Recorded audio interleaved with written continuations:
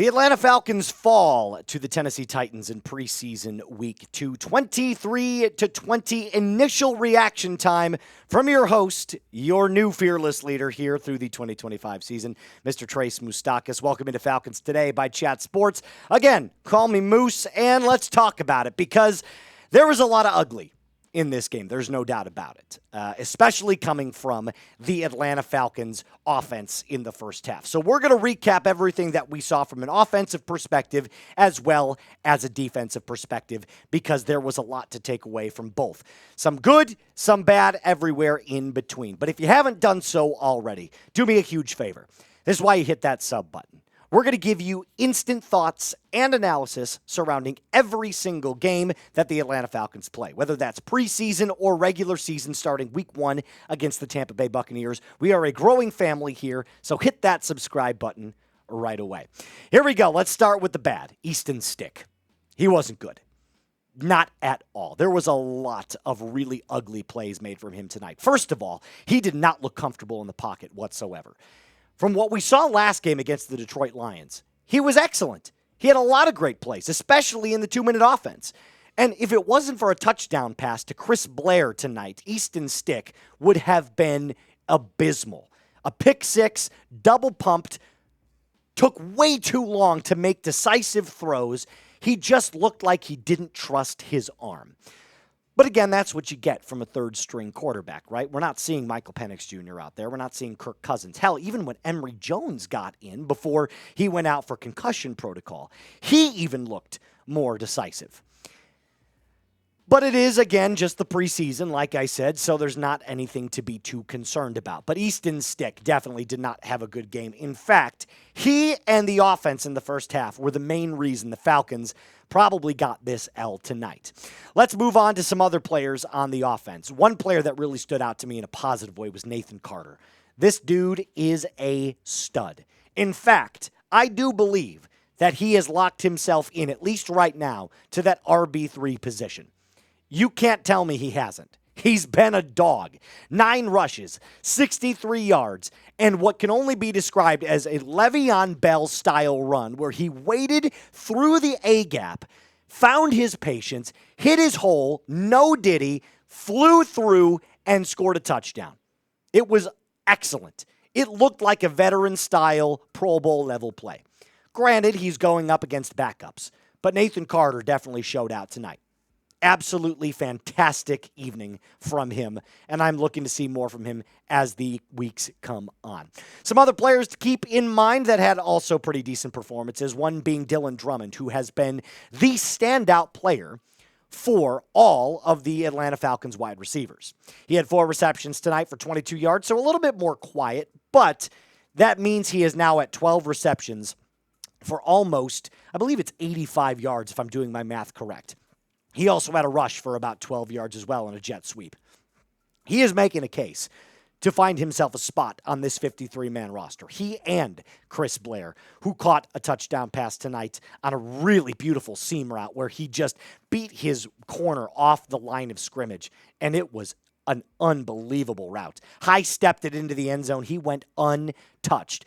The corner thought he had single high safety coverage to help him out. He did not. It was one-on-one man press. Easy money. Chris Blair to the house, put up 6 points.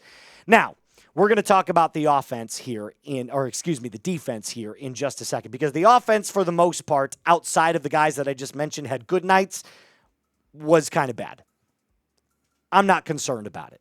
When we get QB1 out there, hell, if we even get to see Kirk Cousins out there, things will be great. But from a defensive perspective, there is a lot to love.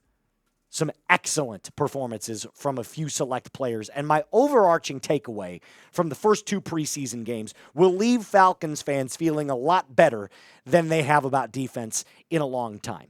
Now, before I get to that, I have to tell you about today's sponsor, and that is, of course, Factor. Look, I've been planning a wedding this entire summer, my friends.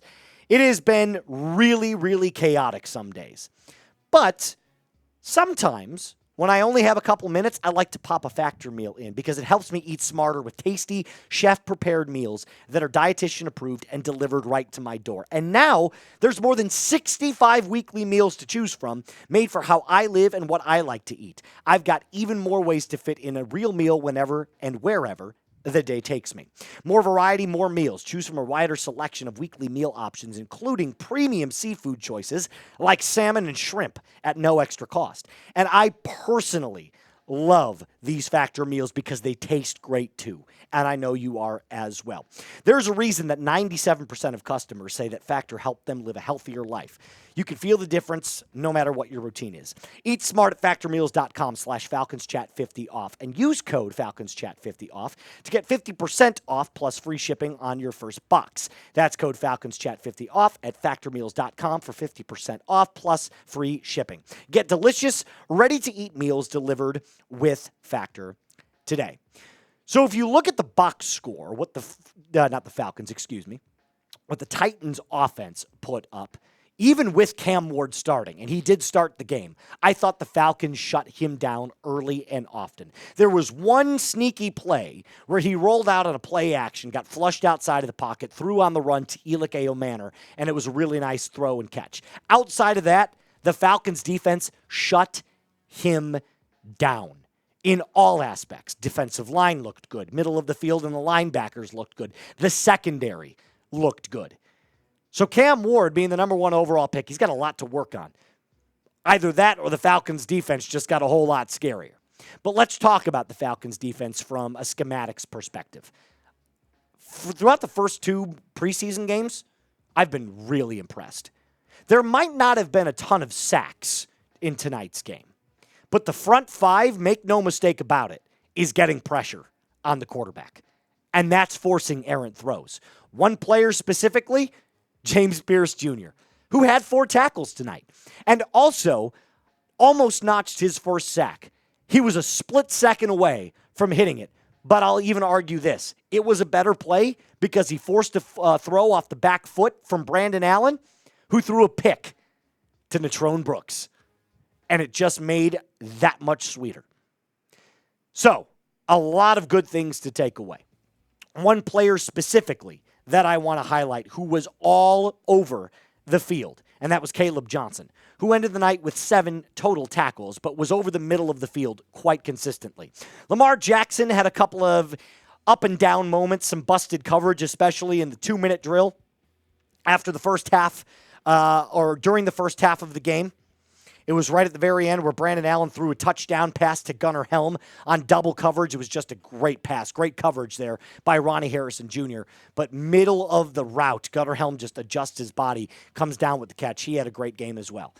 I do think the combination of the draft picks that Atlanta has made, granted Jalen Walker did not play tonight, but with James Pearce Jr. already making an impact on opposing corners, and some of the other depth pieces that have come in, D'Angelo Malone had a couple of really nice pressures tonight.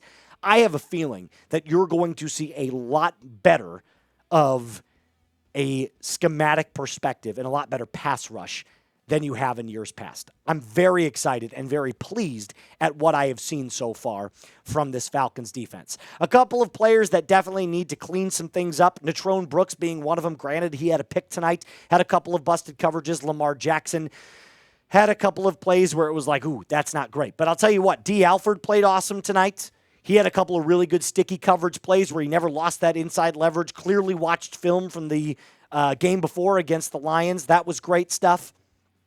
But overall, as a whole, I thought there was some great play from Brandon Dorless tonight. He got involved. Arnold Ebiketie was out there getting involved. JPJ got out and got involved. So players are proving that they can wreak havoc, even if it means not recording the sack, which I love to see. So there was a lot of awesome things to take away. There were some bad things to take away. So I'm going to ask you to grade the Falcons' performance for me as a whole. With how bad the offense was, I can't give it higher than a C+.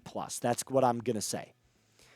But I can pick and choose specific players and performances that I feel like definitely deserved not only some more playing time, but have carved off a bigger role for themselves.